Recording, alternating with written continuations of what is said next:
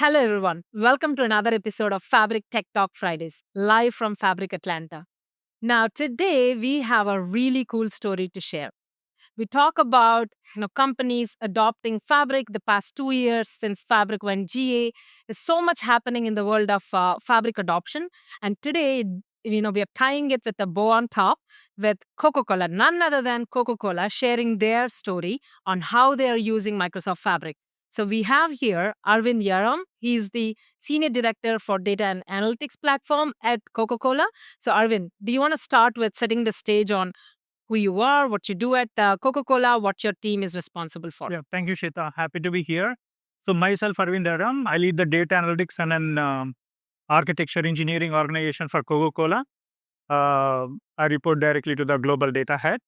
Uh, my team has three core responsibilities. One is as a center of excellence, we set the blueprints, patterns, and then standards and across the technical landscape for the Coca Cola organization. Second, we are also responsible for driving modern transformations, either replatforming to Fabric or dealing modernization initiatives. And then finally, I also own marketing data platform, which currently hosts around 13 data products across the 5 marketing subdomains. Wonderful. So we all know Coca Cola is a massive brand. It's a global brand. It operates at scale at an enterprise level. Now, before we get started, what are the fundamental architectural decisions that are so important and critical for a company like Coca Cola to survive and also adopt with the pace of innovation that is happening? Thank you. So a very well designed architecture is essential to ensure that innovation happens very quickly by removing the bottlenecks, reducing the operational risk, etc. At the same time, it's also about providing the flexibility to experiment quickly, whether it is onboarding the new teams very fast or embracing the new technologies sooner. Uh, so, to just summarize, better architectural decisions is what makes innovation scalable, sustainable for Coca Cola. Wonderful. So now let's talk about sort of take a step back and understand before Microsoft Fabric, how does your media and campaign scale data really look like and what shifted for you to pivot to use Fabric? Yeah, great question. So, media analytics is just one of the data products that we have in a multi-cone platform that we built called marketing data platform. Now, why did we build that? So, we are trying to emulate a homegrown SaaS kind of experience on a Synapse world. So, imagine we stitching together 10 and 20 services every time we want to create a new data product. So that is kind of like what I would say integration tax that we incur for every iteration of every product, right? So what we first set up to do is that uh, build within the opportunities that we have that the platform provides.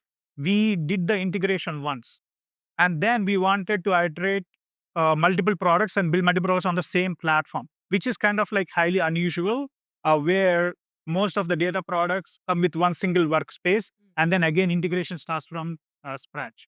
Now, coming specifically to the media data lake product, we harmonize data across 118 markets or 189 markets to be specific across 20 plus media platforms, and then across, I would say, multiple channels like paid versus social, etc. And to make things a little bit more complex, most of our media is managed across through multiple agencies. So imagine the level of, I would say, data disparity, if you will, right? So, uh, how would you manage all of this, right? So, this requires stitching together at least 7 to 8 services. So most of our storage is on ADLS Gen 2. Most of our runtime is Spark Synapse and then orchestrated through Synapse pipelines. And some of our operational things live in Azure SQL DB. And then finally, for observability, we depend heavily upon Azure Monitor and then Log Analytics. So that is our current lay of the land. So you can imagine the kind of operational overhead that we incur maintaining this platform. Mhm. So what did all the products, the Azure data products or data services that you just mentioned, it's music to everybody's ears to kind of see how you transition from that journey to where you are today with Fabric and innovating. I know we had you at the keynote stage and shared all the massive scale of operations that you're doing, not only with the media data, various other business units really adopting and embracing Fabric. Now, I sort of want to again take a step back on understanding what are some of the grounding architectural principles that are absolutely essential. They're non negotiable when any company is trying to innovate with data because back in the day, data was probably not called as an asset for every organization, but the shift has already changed. Now, everything is your data is your asset. Now, in that landscape, what would be the guiding principles from an architecture perspective that really motivates others to not only innovate but also keep up with everything that is going on around? Right. So any architectural choices that we make, we we look it through from four lenses. Mm. The first one is the elasticity. Are our architectural choices providing us the elasticity to scale as the usage of the product grows? Mhm. Second one is are our choices adding accidental complexity? So in an architecture, we have accidental complexities and essential complexity. So we tend to avoid accidental complexity as much as possible. Third, we want to reduce the overall total cost of ownership for our stakeholders. Finally, I would say the reducing the overall complexity and then putting most of our investments on actual business product value rather than platform and integration level work. Wonderful, wonderful. Now, let's drill down on that a little bit more, Arvind. So, I know looking at your Coca Cola's architecture or the reference architecture diagrams that we discussed in the past, basically, you have taken a Spark first approach, code first approach. Can you talk to us about what are the advantages of going that route versus let's rip and repeat everything as the companies innovate. You don't want organizations to catch up. How do companies or organizations really have to think about what is the approach that is scalable or elasticity based, basically what you just mentioned? Can you drill down on how did that Spark first approach within Fabric really help you scale? Sure. So it's not just Spark first approach, but in general, right?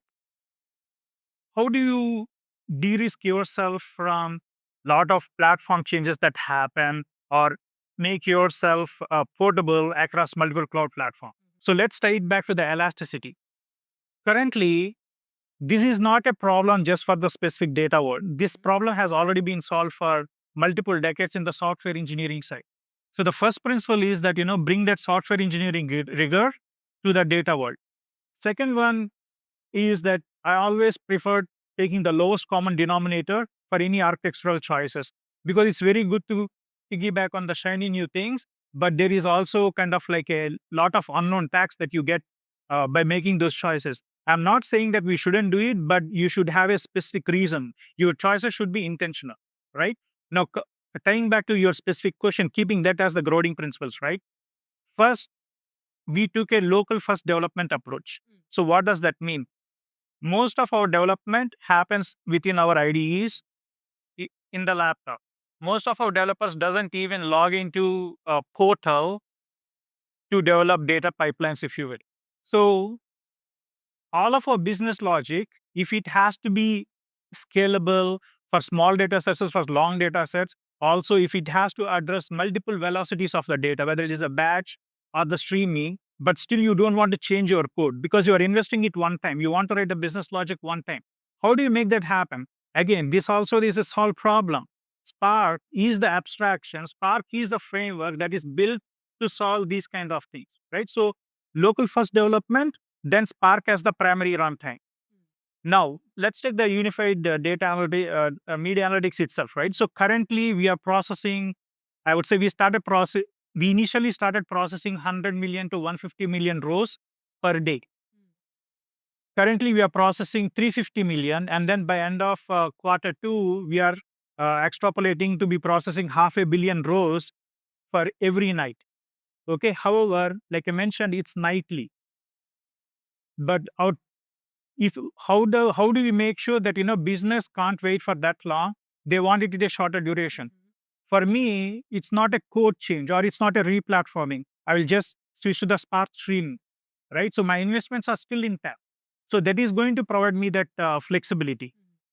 So taking it further, let's talk about the advantages that we get out of it, right? Because of these two choices, you can bring all the software engineering rigor for test automation, if you will, continuous integration, continuous deployment. All of these things is a given. It's a solved problem. You don't need to reinvent, correct? So, it's simple choices that we make from the lessons that we have learned. I'll give one more example in our fabric migration journey, right? So this particular data product for me, just to take from Synapse and then make it compatible with Fabric Spark runtime, if you will, was a 2 days unit offer. Okay. Okay. We need to talk about this. Yes. Let's unpack this. So, for you to migrate from Synapse to Fabric really took a couple of days. Like I mentioned earlier, right? Business logic can be separated from the platform. Still, there is a lot of orchestration that you need to do. You need to keep the dependencies across the jobs, right? You need to schedule them, right? That you cannot take it out of the platform. So the guiding principle is that as much as possible, keep your logic in the core and then you give it the treatment like how software engineering does. So migrating from Synapse, which is 3.3.1 of Spark, to Fabric Spark, which is 3.5, for me, it is just upgrading the dependencies. Okay, but it doesn't stop there. I have recompiled. Now my artifact is ready to be deployed to Fabric. However, how do I know this did not introduce any regressions? So again, we back it up our code with automated unit test cases that run for every commit. Okay, we follow Git flow workflow and then branching strategies to keep things in perspective, not to retrain people on custom, I would say, branching strategies that we have to learn or everybody has to learn when your code and then other fabric artifacts are combined together. Then you need to learn a new paradigm, right? So yes, that did introduce little few regressions, but most of them are because of, I would say, some of the regressions that were introduced because of the platform, which is a natural choice, right? You have to change certain assumptions when you are moving away from Synapse to Fabric. So it's natural to introduce the regressions. But however, we caught those regressions, most of them, if you will, and those can only be caught during runtime. See, so far, the 2 days unit of work is just to build the artifact and then deploy there. Perfect. Right? Now, how do I condense it to 2 days? Right? Uh, Obviously, GitHub Copilot. So it knows Fabric very well. All I just need to do is that you use the plan mode and then define the prompt. Okay, yeah, it took multiple iterations, but once the prompt has been given in a agentic mode, it changed the dependencies and then it fixed some code as well, right? So now it is compilable. And then we did not introduce any functional regressions, if you will, but we don't know, right? So the remaining 2 weeks is what I call the adaptation, right? You need to adapt to the new runtime, right? The remaining, so now you have 3 to 4 weeks where it is running, okay? Now, finally, it's all about orchestrating. Those are the missing pieces, which is a manual unit offer. We did not, we didn't, we don't need any accelerator tools because the pipelines are just doing kind of like, orchestration and then scheduling. Most of our time was spent on actually team while doing this, learning the nuances of the newer platform, optimizing for it. Okay. However, in the optimization, we also made sure that the new platform capabilities are removed away from our code base. So in the Synapse world, what I did not mention earlier, the challenges that we are facing is that operational overhead that you get with it, right? You need to be responsible for optimization, optimizing the files, dealing with the small file sizes, vacuuming, whatsoever, right? So those things are not needed anymore in Fabric. That is a first-class citizen Fabric already provides. Second one is that what I call it as the inner platform effect, where if the platform is not providing anything for you, most of the things for you in Synapse world, you need to tend to build your own platform because the problem is not going to go away. It is moved, you have to solve for yourself. So the fabric, because of the SaaS, it raised the abstraction, it provide those capabilities. Best example is if you take resource profiles, environments. Most of our configurations are built in the code. Those are the things that we have removed. And then because those are first class citizens in the fabric right now, we have taken advantage of it. Right. So that's one way I say that, it fabric is actually enabling us to focus more on what matters for us, which is what we want to maintain, which is the business logic. And then remaining thing, it has very good run times. We also seen a good 10% performance improvement just by doing nothing. Okay. Of course, it's also because of engineering expertise and then plus new version of Spark. Okay. I don't want to take away that from as well from those. So, but still, there are advantages of moving away, right? But that is what I call the stable stakes, right? So, all of this currently, we are in a technical go live mode. It's just 3 months. Okay. This is the total cost of ownership I was referring to earlier, right? At the same time, it is also de risking the company, right? Our business logic is not tied to any platform. It can run on Synapse, it can run on Fabric, it can run on Databricks as well. Yes, with a few tweaks. No, this is beautiful because what I unpacked out of this is a lot of architectural decisions that has to be the lever to drive any business forward. You don't want to lump your business logic, which is driven by a tool, any tool for that matter. Now, another thing that also bring to bear is migration projects. Anytime in the past, when we hear about, oh, you have to migrate, that's it, end of story. Business users are literally, it's a no go because their net new advancements or net new developments are going to be stalled until this whole IT department figures out a migration strategy. What you did at that scale with Coca Cola is massive and phenomenal. And like you said, let's not give everything to the tool here, but also some of the architectural decisions and choices that everybody should make in order to make that seamless move. Now, between all of this, from a fabric perspective, now let's talk about the product. What really stood out as, I know you mentioned a couple of things like Spark and runtimes and all that good stuff. What are the other things that really stood out that yes, this is the platform that's going to solve a lot of things that we probably couldn't answer today or we are set up for success in the future? Yeah. I would address that from both platform as well as application Sure. perspective. Okay. From a platform perspective, like I was mentioning, right? We were in the integration business of stitching together multiple 20 plus services, right? But what we observed in Fabric is that, it brings all the experience of the data value chain, starting from the data collection, data processing, data consumption, data science, etc., under one umbrella. And then all of them are integrated. So that's one. Second one, I would also say is the fact that the separation of the compute from the storage has been invaluable because now you can be, I would say, choose the tools based upon fit for purpose. One compute, you can write data in one compute through one compute and then read from another compute. And then for small data products where the volume is pretty low, you can even use open source libraries to create the data set. See, once the storage has been separated, another advantage Fabric provides is that it's standardized on the data as a file format, Correct. right? Correct. So you can bring your own tools that fits your use case to create the data set, but other tools can still read from them. Historically, if you take data warehouse, right? So the storage is bundled and then the format, so is the format, right? So from a platform perspective, that's advantage. From an application perspective, the abstractions that we were creating, I was talking about the inner platform effect, right? Some of the abstractions that we were managing at the code level are becoming a first class citizen in the framework itself, in the runtime itself. Got it. So that's second one, right? Now, from a future perspective, right? Fine, we are building these foundational data products. We are migrating all of it. We have certified data sets.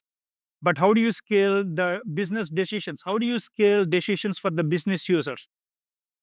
Giving that putting the data right into their purview, Mm, right? right. No pun intended. But fine, they have access to the data. What can they do about it, right? I will take one example with the media data lake itself, right? Say in general, what is the general data life cycle, right? We know key business questions that need to be addressed. We build reports with some level of flexibility to answer those questions. But how about the questions that they did not think through or were not relevant then when the project started, but are net new questions, Yes. right? Do they have to have a dependency upon IT? Yes, that is one way of doing things, but they don't need to. However, so what is that gap, right? So I call this as, does your system know what you know, right? Most of the institutional knowledge or what we call tacit knowledge is in the stakeholders or business users' mind, right? So our next investment is codifying the tacit knowledge, and then rightly so, we have Fabric IQ, Work IQ, etc., which can help us enable them. So that's what we are going to focus on, and then put data agents in front of them, Perfect. the stakeholders. So that is how we are going to scale. That is how we are going to focus next.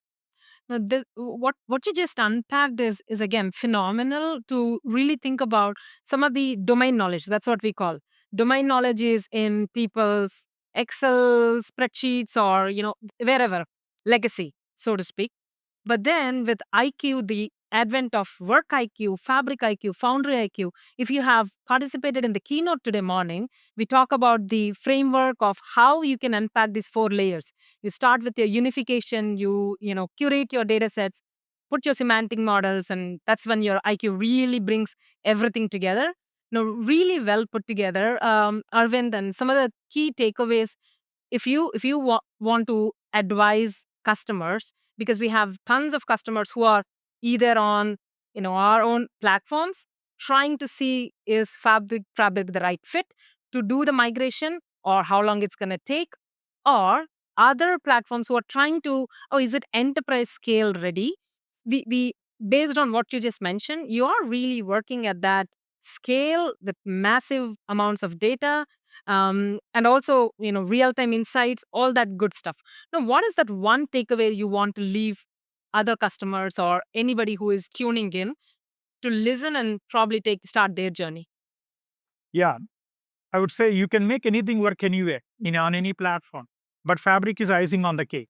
But intentional architectures scale well. Keep yourself, with a safety net. That's what I would say. And then see, most of us have almost certified all of our data, if you will. When I say knowledge, I was not actually referring to the Excel sheets. Yes, that is a starting point, but most of the tacit knowledge lives within people, right? Is there a systematic way of representing that knowledge in a mission readable form? Ontologies are the way, Yes. right? So 20 years back, semantic web has solved it, but it was not operationalized in the data world. So that Fabric IQ provides us that. So I would say that invest more time on making codifying the tacit knowledge. Mm-hmm. Now, this is brilliant. I'm pretty sure everybody who are listening in or tuning in later at a later time can definitely learn some of the key takeaways. At least from my perspective, it is evangelizing to one extent, but also talking about what is the practical reality that we can figure out, what are the right approaches, not for today, not from yesterday's learning, but how do we really look ahead and bring all the learnings into some of the pivotal decisions that really worked really well in your situation with fabric, and also all the things that you're really doing well with Coca Cola at scale. Arvind, really thank you so much for sharing your story, all the things that you're doing with fabric. So Thank you appreciate for our having me. partnership. Thank you. What a conversation. Everything you've been watching here was captured live at FabCon and SequelCon in Atlanta, from the interviews to the demos to the community insights that make these events so special. If you're into Microsoft Fabric, SQL, and the future of data, make sure you hit the like button and subscribe so you don't miss what's coming next. And speaking of next, we're taking this show to Barcelona. FabCon and SequelCon Barcelona are happening this September 2026, and it's going to be packed with big announcements, deep technical sessions, and one amazing global data community. Hit the link in the description or scan the QR code on the screen to register and use code FABTV to save €200 off your ticket. As always, thank you so much for watching. Keep being awesome, and we'll see you in the next one.